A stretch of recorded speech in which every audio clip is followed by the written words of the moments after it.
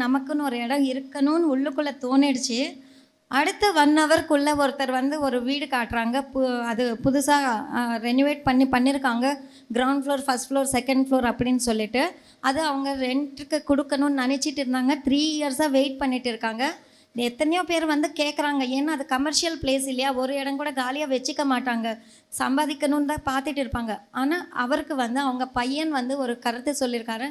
யாருக்கு வேணாலும் கொடுத்துடாத, ஒரு மெடிடேட்டர் வருவாங்க, அவங்களுக்கு தான் நம்ம கொடுக்கணும், இருங்க, வெயிட் பண்ணுங்கன்னு 3 வருஷம் வெயிட் பண்ணியிருக்காங்க. ஸோ நம்ம மெடிடேஷன் பண்ணுறவங்கன்னு போனதும் அவங்க நமக்கு கொடுக்கறதுக்கு ரெடியாக இருக்காங்க. ஸோ நமக்குள்ளே ஒரு எண்ணம் தான் வந்தது, நமக்கு ஒரு இடம் இருக்கணும்னு சொல்லிட்டு. டக்குன்னு நமக்கு இடம் காட்டிட்டாங்க மாஸ்டர்ஸு. சரின்னு சொல்லிட்டு அது நம்ம ரெண்ட்டுக்கு எடுத்துகிட்டு நம்ம பண்ண தொடங்கினோம். அப்போ இன்னொரு மாஸ்டர் வந்தாங்க, ருத்ராட்ச சுவாமின்னு சொல்லிட்டு. அவர் அன்னதானம் மட்டும்தான் பண்ணுவாராங்க. அவர் என்ன சொன்னார், நீங்கள் வரவங்களுக்கெல்லாம் தியானம் சொல்லி கொடுங்க, நாங்கள் வந்து சாப்பாடு கொடுக்குறோம் அப்படின்னு சொல்லிட்டு அவர் சொன்னார். எத்தனை பேர் நம்ம ஆசிரமத்துக்கு வந்தாலும் நம்ம இத்தனை பேருக்குன்னு சொன்னால் அவர் ஃபுட் அனுப்பிச்சிடுவார்.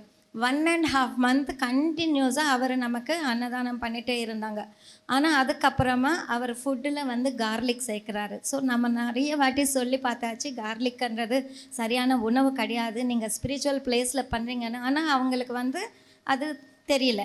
ஸோ அதுக்கப்புறம் டிசைட் பண்ணிட்டோம், இல்லை நம்ம இங்கேயே தொடங்கணும்னு சொல்லிட்டு நாமளே அன்னதானம் பண்ணுறது ஸ்டார்ட் பண்ணிட்டோம். ஸோ இப்போ நமக்கு 50 பேர் வந்தாலும் தங்கிறதுக்கு இடம் இருக்குது.